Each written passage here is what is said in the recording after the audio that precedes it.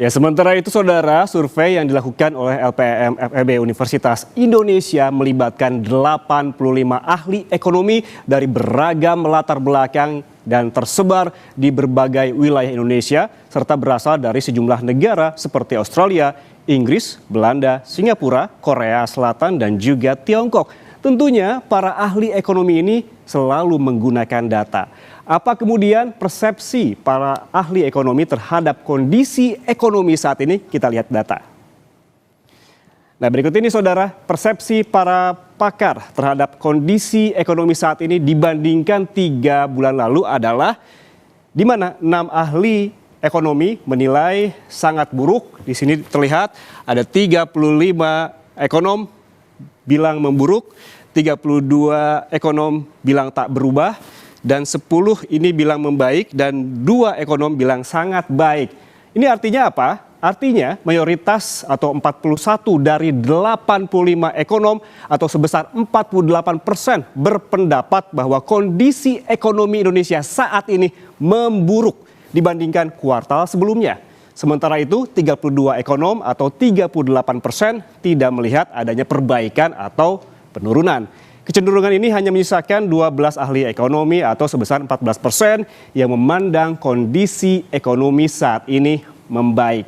Rata-rata respons adalah 0,39 atau cenderung ke arah memburuk atau stagnasi kondisi ekonomi di antara persepsi para pakar dengan skor kepercayaan tinggi sebesar 7,37 dari 10. Hasil ini masih konsisten dengan persepsi survei sebelumnya pada Oktober dan juga Maret 2025. Ini menunjukkan bahwa setelah 3 survei berturut-turut dalam rentang waktu 18 bulan, para pakar ini masih yakin bahwa kondisi ekonomi di Indonesia tidak membaik.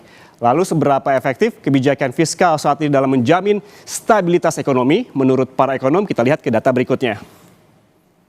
Nah, ini dia saudara, para ahli tetap berhati-hati tentang peran kebijakan fiskal dalam menjaga stabilitas ekonomi. Terlihat dari pendapat para ekonom ditunjukkan sangat efektif. Ini menilai ada 18 ekonom, ada juga 34 ekonom yang menilai tidak efektif, 18 pakar menilai tak berpengaruh, sedangkan 13 ahli menilai efektif, dan sisanya ada 2 ahli menilai sangat efektif. Tanggapan survei ini menunjukkan, saudara, bahwa banyak ahli tetap tidak yakin tentang efektivitas kebijakan fiskal saat ini dalam mendukung stabilitas ekonomi. Sebanyak 18 responden menilai kebijakan fiskal sangat tidak efektif dan 34 responden menilai tidak efektif. Artinya 52 dari 85 pakar ekonomi memberikan evaluasi negatif. Dan hasil ini menunjukkan bahwa meskipun penilaian tetap hati-hati, persepsi tentang efektivitas kebijakan fiskal telah sedikit berkurang dari waktu ke waktu. Bagaimana penilaian terhadap kebijakan moneter? Kita lihat ke data berikutnya. Nah, ini dia, saudara. Kebijakan moneter juga mendapatkan penilaian negatif dalam mengendalikan inflasi dan juga mengelola rupiah. Pandangan tentang efektivitas kebijakan moneter lebih beragam dibandingkan dengan bidang kebijakan lainnya. Sebagian besar responden, yaitu 35 ahli ekonomi, percaya bahwa kebijakan moneter tidak berpengaruh dalam mengendalikan inflasi dan pengelolaan rupiah. Sementara 26 responden ini menganggap tidak efektif dan 4 sangat tidak efektif. Penilaian yang lebih positif terlihat, ini ada 18 responden, saudara, menilai kebijakan moneter efektif dan 2 sangat efektif. Selanjutnya kita lihat penilaian terhadap kualitas belanja dari pemerintah. Nah, ini dia. Sebagian besar ahli menilai, saudara, bahwa kualitas pengeluaran pemerintah tidak memadai untuk mendukung pertumbuhan jangka menengah. Ini tercermin dalam data berikut ini yang menunjukkan bahwa 38 ekonom ataupun ahli menilai ini sangat rendah, dan 32 menilai rendah, 8 ahli menilai netral, 5 pakar menilai ini sangat tinggi, dan 2 pakar menilai sangat tinggi. Ini juga menunjukkan bahwa relatif sedikit yang percaya bahwa alokasi pengeluaran saat ini secara efektif mendukung ekspansi ekonomi jangka panjang. Sekali lagi saudara, survei ini dilakukan terhadap 85 ekonom yang tentu membaca data. Lalu, mengapa mayoritas ekonom dalam survei yang dilakukan oleh LPM FEB Universitas Indonesia meyakini kondisi ekonomi Indonesia memburuk tidak berjalan ataupun tidak sejalan dengan data-data ekonomi yang kerap dirilis oleh pemerintah. Kompas Bisnis akan membahasnya usai jeda. Tetaplah bersama kami. Dalam rilis LPM FEB Universitas Indonesia menunjukkan hasil di mana persepsi mayoritas ekonom terhadap kondisi perekonomian Indonesia pada periode 3 bulan terakhir ini memburuk. Mengapa demikian? Kita langsung tanya Jahen Fahrul Rezki, ekonom dan peneliti LPM FEB UI. Selamat pagi Mas Jahen. Pagi Mas Yan, selamat pagi. Mas Jahen, ini banyak atau sebagian besar ekonom yang jadi responden dalam penelitian ataupun survei dari LPM UI begitu yang menilai kondisi ekonomi RI stagnan bahkan memburuk. Apa saja alasan yang diungkapkan oleh para ekonom ini? Oke, makasih Mas Yan buat pertanyaannya. Jadi kalau memang pertama mungkin survei ini kita coba tanyakan ke 85 ahli ya. Jadi kita telah melaksanakan 3 kali survei semenjak Maret 2025, Oktober 2025 dan terakhir di bulan Maret ini 2026. Dan memang pertanyaan yang kita tanyakan lebih banyak ke persepsi. Jadi kita nggak menanyakan kira-kira setelah menjawab ini apa alasannya. Tapi kita juga mencoba untuk menggali seberapa yakin mereka dengan jawaban tersebut. Jadi itulah kenapa misalnya di setiap pertanyaan, misalnya kita bertanya bagaimana sih kondisi ekonomi 3 bulan yang lalu dibandingkan dengan yang sekarang. Itu kita coba menunjukkan berapa sih tingkat keyakinan mereka. Jadi tadi Mas Yan cerita 7 dan sebagainya. Nah kalau ditanya alasan, saya mungkin menebak kali ya. Karena lagi-lagi yang mengisi adalah teman-teman ahli. Bisa jadi dari pandangan mereka itu banyak yang melihat bahwa dalam 3 bulan terakhir itu terjadi perlambatan dalam perekonomian ya. Bisa jadi karena banyak hal dari sisi domestik, dari sisi eksternal. Karena kita paham dalam 3 bulan terakhir kita mendengarkan banyak sekali berita ya terkait dengan MSCI, terkait dengan Moody's dan sebagainya, ditambah dengan gejolak eksternal yang juga memberikan dampak yang cukup negatif bagi perekonomian kita. Jadi ini lebih ke cara teman-teman ekonom, para ahli melihat data, melihat evidence, dan mereka merasa bahwa inilah kondisi ekonomi sekarang dibandingkan dengan sebelumnya. Juga artinya melihat data-data yang memang jadi concern lembaga pemeringkat juga ya, seperti tadi Moody's, ada juga sebelumnya ada Fitch begitu yang juga merating Indonesia. Kemudian kan memang kalau kita melihat respon dari pemerintah yang sering menyebutkan bahwa data-data ekonomi kita bagus kalau merespon dari kritikan lembaga pemeringkat ini. Lalu kemudian mengapa keraguan mayoritas para ekonom ini dalam survei tidak sejalan dengan data-data ekonomi yang kerap dipaparkan oleh pemerintah, Mas, dengan narasi ekonomi kita kuat dan juga membaik. Apa sebetulnya basis datanya? Ya, jadi sebenarnya data yang disampaikan oleh pemerintah juga nggak salah ya Mas Yan ya. Jadi misalnya Pak Menteri Keuangan bilang bahwa PMI kita mengalami kenaikan dan sebagainya, itu valid. Tapi yang di sisi yang lain juga kita melihat ada indikator-indikator yang lain yang mengindikasikan memang ada sedikit isu dalam perekonomian kita. Misalnya nilai tukar kita yang terus mengalami perlemahan, terus juga daya beli masyarakat yang belum bisa pulih seperti sedia kala, isu terkait dengan pengelolaan keuangan negara. Jadi apa yang disampaikan oleh pemerintah saya rasa valid, tapi juga teman-teman ekonom pastinya juga membaca data ya. Karena tugas dari ekonom kan kita diminta untuk menganalisis data, terus juga comes up dengan apa sih maksud dari data tersebut. Nah, isu yang kita juga pengen sampaikan bahwa data itu ataupun fakta bukan monopoli pemerintah saja kan, karena pasti juga ada perspektif dari masyarakat, dari para ahli, bagaimana sih dari pembacaan data yang dimiliki kondisinya seperti apa. Jadi dua-duanya benar, Mas Yan. Jadi pemerintah saya rasa juga pasti akan memilih data yang baik ya, menyampaikan yang baik. Tapi dari sisi yang lain, kita melihat berbagai macam indikator yang mengindikasikan bahwa pemerintah perlu punya perhatian khusus agar nanti dampaknya ke masyarakat bisa kita minimalisir dengan cukup baik.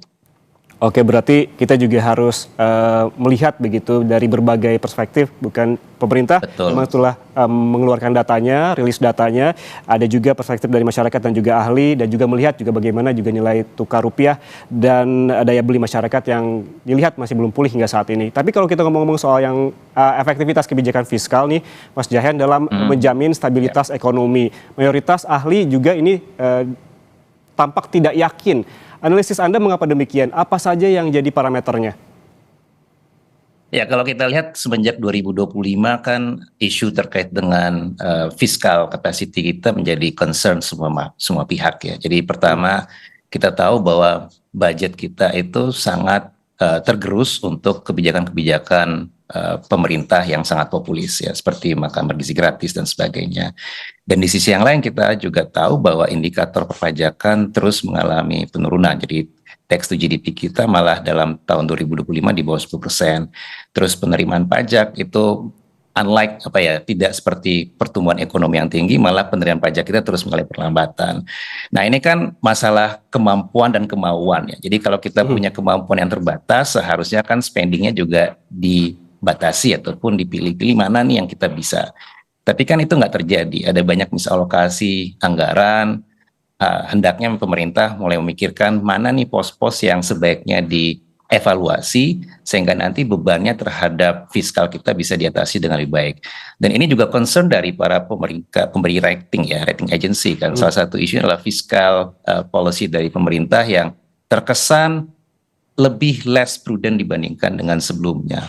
Nah, once ini terjadi, ketika misalnya kepercayaan dari masyarakat, dari segala pihak, dari institutional investment mengalami penurunan, maka ini pasti akan memberikan gejolak yang signifikan terhadap perekonomian kita. Jadi concern terhadap fiskal policy menjadi sangat valid, dan kita tahu bahwa ke depan mungkin bebannya akan semakin tinggi. Kita tahu ada dampak dari kenaikan harga minyak dunia karena adanya perang di Iran. Kita juga tahu misalnya gejolak-gejolak lainnya yang, dan kita nggak tahu apakah ke depan misalnya akan ada bencana yang terjadi di Indonesia dan kapasitas kita mungkin tidak akan cukup untuk menghadapi semua hal ini. Jadi pemerintah, kami bayangkan perlu untuk sedikit one step back ya, melihat kembali, membaca kembali kondisi dan menghasilkan kebijakan-kebijakan yang tentunya untuk memperbaiki kehidupan masyarakat. Karena lagi-lagi kita kan dari para ahli, maksudnya para ahli itu kan sebenarnya bentuk kecintaan mereka terhadap negara, ya, concern terhadap kondisi negara, dan inilah cara mereka untuk menyuarakan beberapa kegelisahan yang mereka hadapi selama ini. Oke, kalau kita lihat tadi ada beberapa indikator termasuk perpajakan yang turun, penerimaan pajak yang juga mengalami perlambatan. Tadi sempat disebutkan juga secara singkat oleh Mas Jahen terkait fiskal begitu. Kalau kita bisa elaborasi lagi, Mas Jahen, ini kebijakan fiskal mana saja sih yang paling jadi sorotan para ahli yang jadi responden?